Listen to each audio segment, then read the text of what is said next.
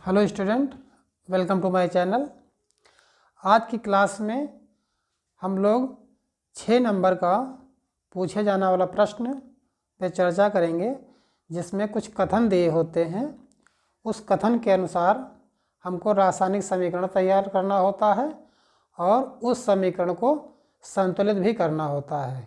पूरे 6 नंबर का प्रश्न ये पूछा जाता है। तो आइए देखते हैं। पहला कथन है, नाइट्रोजन हाइड्रोजन गैस से संयोग करके अमोनिया बनाती है। तो हमको नाइट्रोजन का सूत्र मालूम होना चाहिए, क्या होता है N2, और हाइड्रोजन का सूत्र होता है H2। ये दोनों मिल करके अमोनिया बनाएंगे। अमोनिया अर्थात NH3। अमोनिया का सूत्र होता है NH3। अब इस समीकरण को हमको संतुलित करना है। तो संतुलित करने के लिए हम लोग पहले धातु को संतुलित करते हैं, फिर अधातु को। तो इस समीकरण में कोई धातु नहीं है, अधातु है। तो हम नाइट्रोजन को पहले यहाँ पर संतुलित करेंगे। तो नाइट्रोजन इधर देखते हैं तो नाइट्रोजन के 2 परमाणु हैं, पर इधर अभिकारक के रूप में नाइट्रोजन 1 परमाणु के रूप में उपस्थित है। तो यहाँ पर हमको 2 लिखना पड़ेगा। यदि हम 2 लिख देते हैं तो नाइट्रोजन 2 इधर हो जाते हैं और 2 इधर हो जाते हैं, ये बैलेंस हो जाता है। पर हाइड्रोजन इधर 2 ही हैं और इधर हाइड्रोजन हो गया 2 3 जा 6, मतलब 2 3 6। इधर हाइड्रोजन कितने हैं, 6 हैं। तो हमको इधर 6 बनाना है, तो इसके लिए हमको यहाँ पे 3 लिखना पड़ेगा। जब हम 3 लिख देते हैं तो हमको संतुलित समीकरण प्राप्त हो जाती है। अगला कथन है, हाइड्रोजन सल्फाइड गैस का वायु में दहन होने पर जल एवं सल्फर डाइऑक्साइड बनता है। तो हाइड्रोजन सल्फाइड का सूत्र होता है H2S। गैस का वायु में दहन मतलब यहाँ पर ऑक्सीजन होगा, और ऑक्सीजन का सूत्र होता है O2। इनका दहन होता है तो जल एवं सल्फर डाइऑक्साइड बनता है। जल का सूत्र होता है H2O और सल्फर डाइऑक्साइड का सूत्र होता है SO2। इसको बैलेंस करना है, तो बैलेंस करेंगे तो हम सल्फर को, हाइड्रोजन ऑक्सीजन को बाद में बैलेंस करते हैं, और सबसे पहले धातु को और फिर अधातु को। तो धातु तो इसमें है नहीं, अधातु है सल्फर। तो सल्फर यहाँ पर कितना है, 1 परमाणु है, इधर भी 1 परमाणु है, अर्थात सल्फर संतुलित है। अब इसके बाद हम बैलेंस करेंगे ऑक्सीजन को। तो ऑक्सीजन इधर 2 और 1 3 है, और यहाँ पर कितना है, 2 है। तो इसके लिए हम क्या करेंगे, यहाँ पे 3/2 लिख देंगे। 3/2 लिख देंगे तो ऑक्सीजन कितने हो जाएंगे, ये 2 2 कट जाएगा तो 3 ऑक्सीजन, यानी कि बैलेंस हो गया। पर हाइड्रोजन देखते हैं, हाइड्रोजन इधर 2 है और इधर भी 2 है। तो इस प्रकार से समीकरण संतुलित हो जाता है। लेकिन समीकरण में हम भिन्नात्मक संख्या नहीं लिखते हैं, अर्थात 3/2 को हमें हटाना है, तो पूरे समीकरण को हम 2 से गुणा कर देंगे। और जब 2 से गुणा करेंगे तो यहाँ पर 2 हो जाएगा और ये 2 हट जाएगा, 2 यहाँ हो जाएगा और 2 यहाँ हो जाएगा। इस प्रकार से हमको संतुलित समीकरण प्राप्त हो जाती है। देखते हैं, सब कुछ संतुलित है।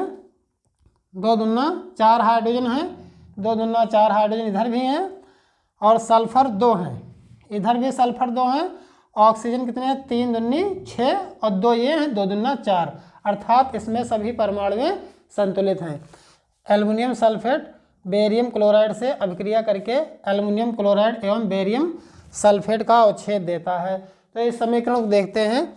एल्युमिनियम सल्फेट का सूत्र होता है Al2SO4 का होल थ्राइस, और इसकी क्रिया होगी बेरियम क्लोराइड से। तो बेरियम क्लोराइड का सूत्र होता है BaCl2।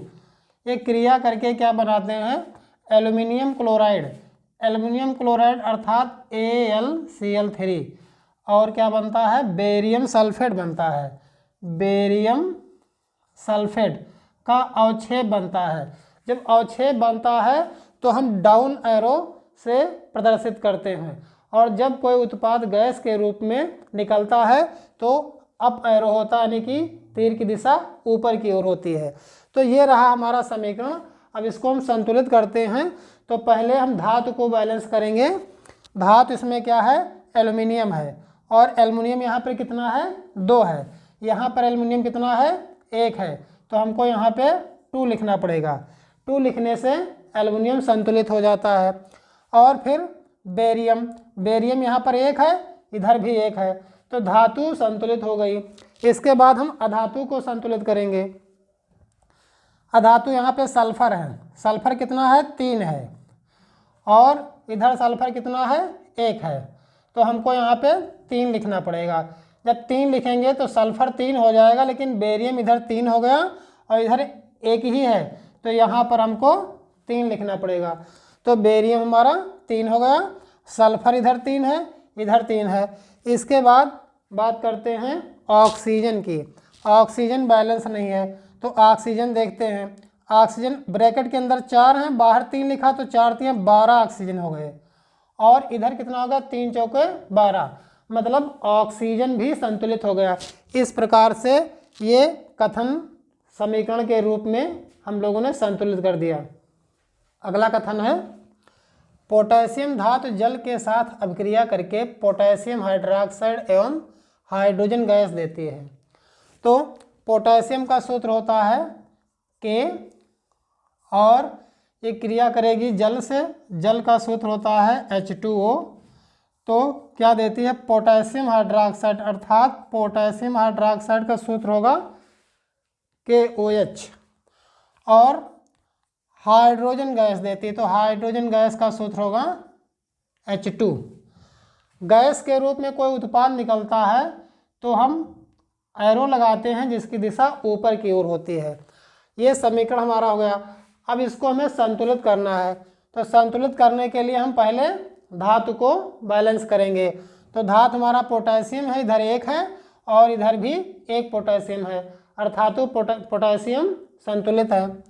इसके बाद फिर हम बैलेंस करेंगे हाइड्रोजन को। तो हाइड्रोजन इधर कितना है, 2 है, और इधर हाइड्रोजन कितना है, 3 है। तो इसके लिए हम क्या करेंगे, 3/2 लिखेंगे।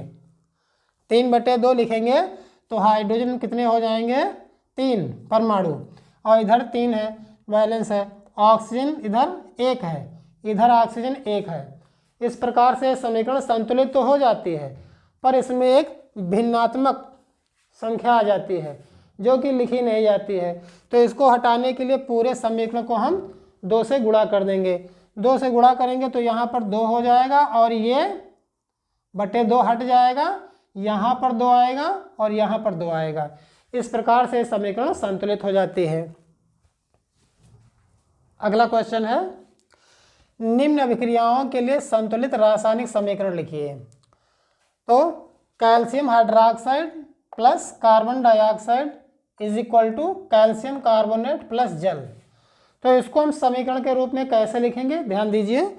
कैल्शियम हाइड्रोक्साइड का फार्मूला होता है CaOH का होल ट्वाइस, और कार्बन डाइऑक्साइड का फार्मूला होता है CO2।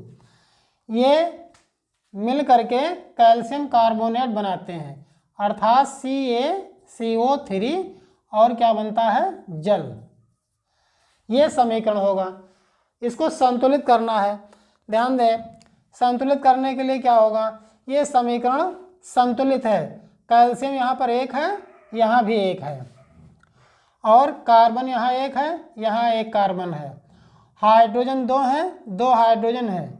ऑक्सीजन इधर 3 और 1 4 है, इधर 2 और 2 4। तो इस समीकरण को हमको संतुलित नहीं करना, ये समीकरण संतुलित है पहले से।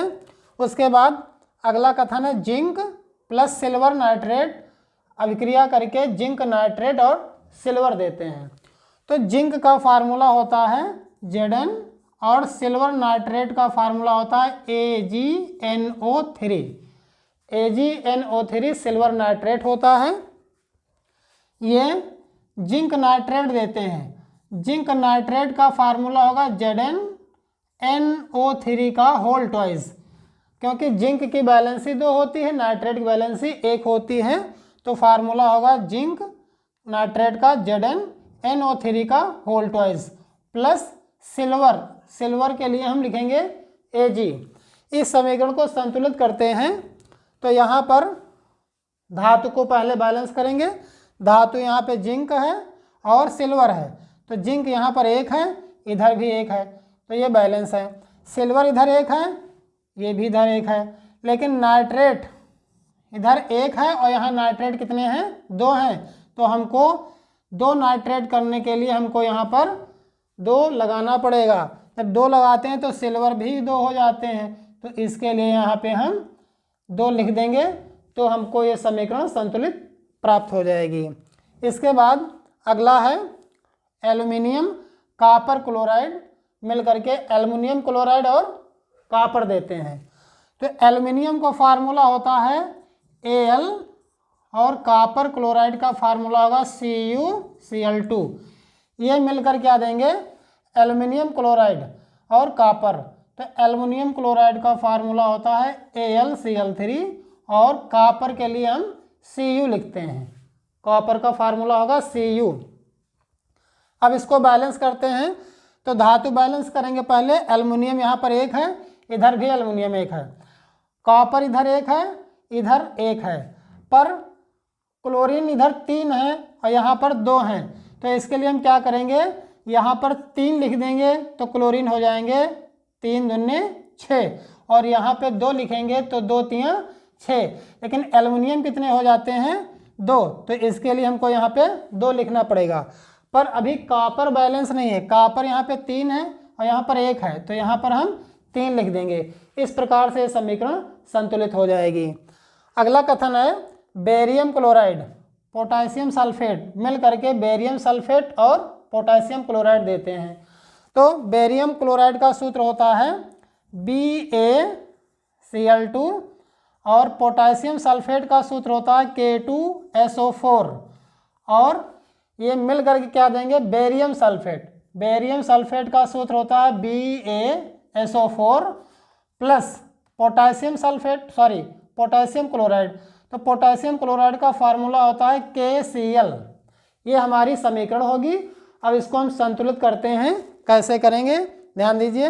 बेरियम यहाँ पर 1 है, इधर भी 1 है, पोटासियम यहाँ पर 2 है, पर यहाँ पर 1 है, तो इसके लिए हम यहाँ 2 लिखेंगे, तो पोटासियम 2 हो जाएंगे। इसके बाद क्लोरीन देखते हैं, क्लोरीन इधर कितना है, 2 है, इधर भी 2 है, बैलेंस है। और सल्फर इधर 1 है, इधर भी 1 है, ऑक्सीजन कितने हैं, 4 हैं, इधर 4 हैं। इस प्रकार से ये हमको संतुलित समीकरण प्राप्त हो जाती है।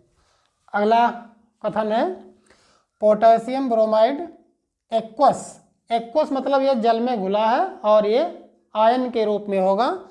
बेरियम आयोडाइड AQ मतलब एक्वस, ये भी जलीय विलयन में घुला है, इसका जलीय विलयन है जिसमें आयन के रूप में है। ये अभिक्रिया करके पोटेशियम आयोडाइड और बेरियम ब्रोमाइड देते हैं। तो इस कथन के लिए समीकरण क्या होगा, ध्यान दें। पोटेशियम ब्रोमाइड का फार्मूला होता है KBr। ये कैसा है, एक्वस है, एक्वस मतलब जल में घुला हुआ है, plus barium iodide.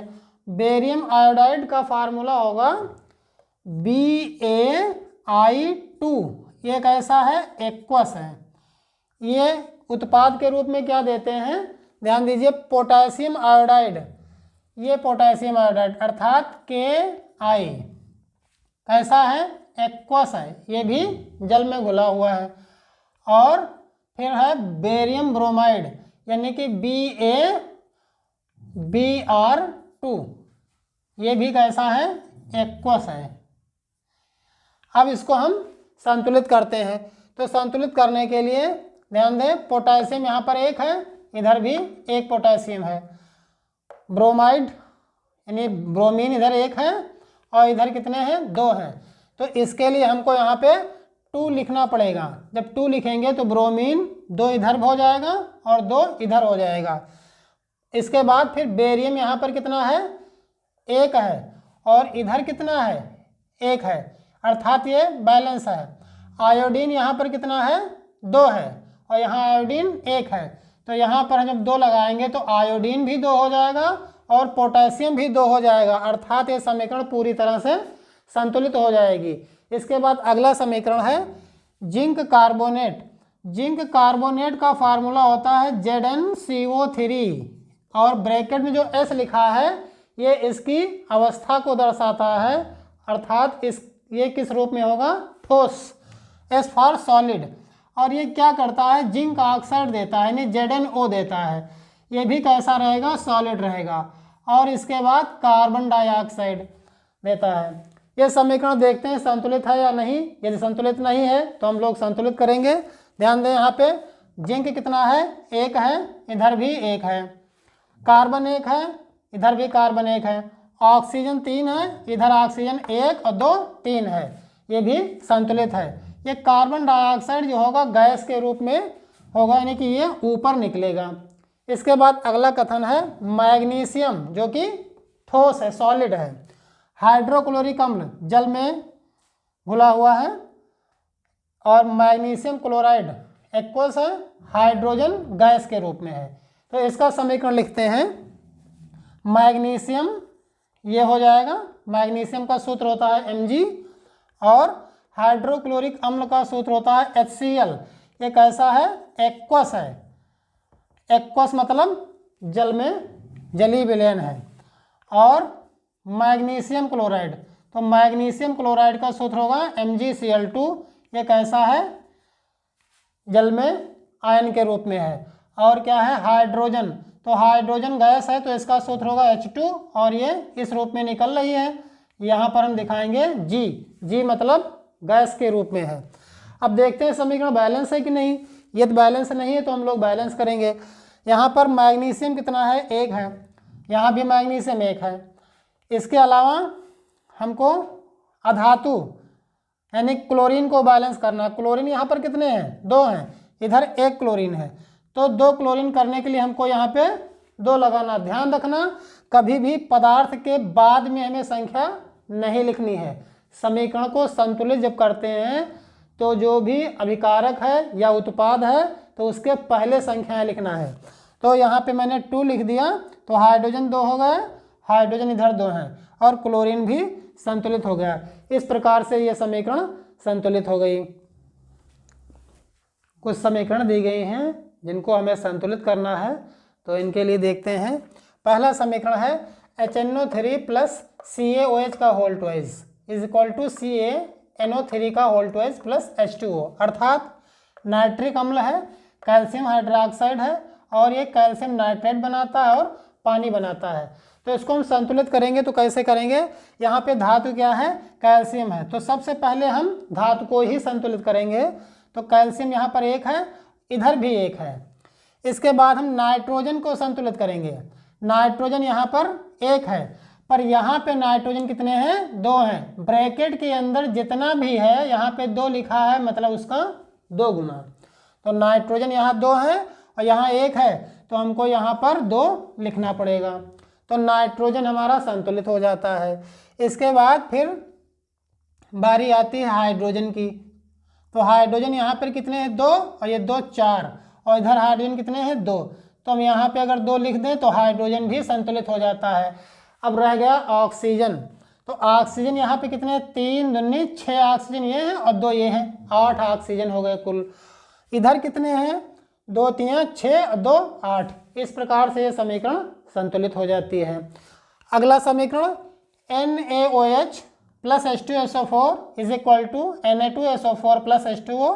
It means sodium hydroxide plus sulphuric acid. ये सोडियम सल्फेट देता है और जल देता है।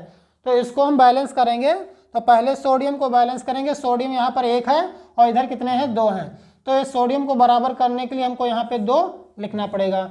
सोडियम बैलेंस हो जाता है। इसके बाद हम बैलेंस करेंगे सल्फर को। तो सल्फर यहाँ पर 1 है, यहाँ भी 1 है, सल्फर बैलेंस हो गया। इसके बाद हाइड्रोजन को, हाइड्रोजन यहाँ पे कितने हैं, 2, यहाँ पे 1 है, यहाँ 2 लिखा तो 2 करना 2 और 2 4, और यहाँ पे कितने हैं, 2। तो यहाँ पे अगर हम 2 लिख दें तो हाइड्रोजन 4 हो जाते हैं। ऑक्सीजन कितने, 4 ऑक्सीजन इधर हैं, 2 ये, 4 2 6, और इधर कितने हैं, 4 और 2 6। इस प्रकार से समीकरण संतुलित हो जाती है। इसके बाद फिर अगला समीकरण सोडियम क्लोराइड यानी NaCl plus AgNO3 is equal to AgCl plus NaNO3। It means sodium chloride silver nitrate से अभिक्रिया करके सिल्वर क्लोराइड और सोडियम नाइट्रेट देता है। इसको हम संतुलित करेंगे तो इसके लिए क्या करना है, सोडियम यहाँ पर कितना है, 1 है, इधर भी सोडियम 1 है। फिर सिल्वर को, मतलब हमको इसमें सिल्वर को बैलेंस करना है, सिल्वर इधर 1 है, इधर भी 1 है, तो सिल्वर और सिल्वर और सोडियम दोनों बैलेंस हैं। अब हम बात करेंगे नाइट्रोजन की, तो नाइट्रोजन इधर 1 है, यहाँ भी 1 है, ऑक्सीजन 3 है, इधर भी 3 है, और Cl इधर 1 है, इधर 1 है। अर्थात इस समीकरण में हमें कुछ नहीं करना, ये समीकरण संतुलित है। इसके बाद फिर अगला है barium chloride plus sulphuric acid gives barium sulphate and hydrogen chloride. तो इसको संतुलित करेंगे तो बेरियम यहाँ पर कितना है, 1 है, इधर भी 1 है। इसके बाद फिर हम बैलेंस करेंगे क्लोरीन को, क्लोरीन यहाँ पे 2 है, इधर 1 है, तो हमको 2 बनाना है तो 2 लिखना पड़ेगा। इसके बाद फिर हाइड्रोजन को नहीं बैलेंस करेंगे भी, सल्फर देखते हैं, सल्फर इधर 1 है और इधर भी सल्फर 1 है, ऑक्सीजन इधर कितना है, 4, इधर 4, हाइड्रोजन इधर कितना है, 2, इधर 2। इस प्रकार से ये समीकरण भी बैलेंस हो गई। तो मुझे उम्मीद है आप लोग अच्छे से समझ पाए होंगे। बहुत ही महत्वपूर्ण अभिक्रियाएं हैं, इनको अगर आपने तैयार कर लिया, ढंग से देख लिया, तो बोर्ड एग्जाम में 6 नंबर आपको अवश्य दिलाएंगे प्रश्न। तो आज की क्लास में बस इतना ही, फिर मिलते हैं कुछ नए टॉपिक के साथ अगली क्लास में। तब तक के लिए धन्यवाद।